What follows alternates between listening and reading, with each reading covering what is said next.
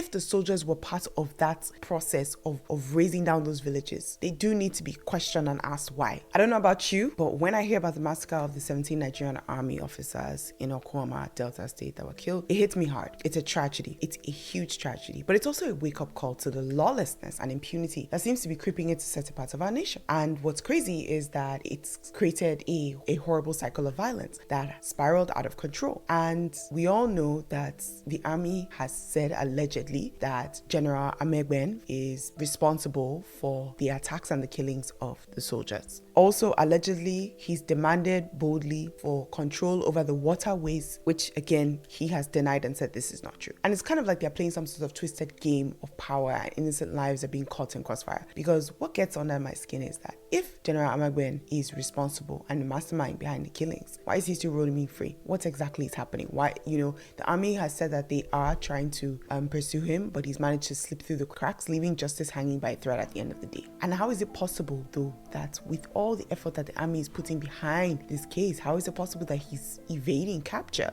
if he really is the one that is guilty and is the mastermind behind the killings? But let's not forget also that the Chief of Defense Staff has said that the whole reason why this happened and why those soldiers was killed is that it's tied to illegal oil bunkering. So it's shady business with greed, corruption, leading to senseless violence. And it's been really troubling to see exactly what's happening in this Niger Delta region, because the soldiers' lives are just, they're pawns. They were pawns that were used to play in a game of greed and desperation, and they were manipulated by people who have powerful interests in that region to continue to line their pockets and to continue to destroy that community. I'm sad because there's collateral damage. Innocent lives are being caught in the chaos. Their homes were destroyed, their lives were upended, and we all know that this happened immediately after the killings, when there was a fracas between the army and the community members, because the army was looking for the killers. There were a lot of consequences to what happened, right? Those villages are empty, those communities, everyone's scattered, they've left. So if the soldiers are the ones that actually went in and raised down these houses as payback, is there some sort of repercussions that are going to happen? Is there going to be an investigation? Is there going to be an inquiry? At the end of the day, everyone is gutted by the death of the soldiers and the military men, but that doesn't give a reason and a justification for that community to be raised. Meanwhile, President Tinubu was at the funeral of his slain soldiers, and he made some promises to the families of the late soldiers, scholarships for the children and housing in any part of the country. And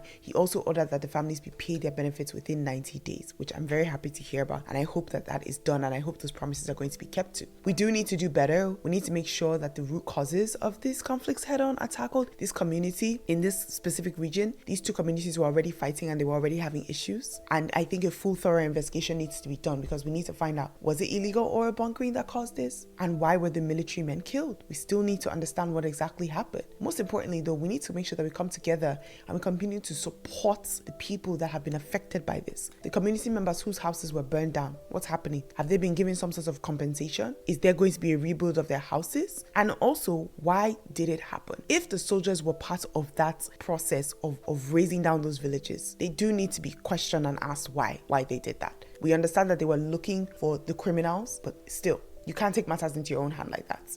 Let me know your thoughts, comment down below and let me know what you think. Is Governor Soludo renting women to stand in solidarity for him? Crazy story. Get more of this scoop in the next video.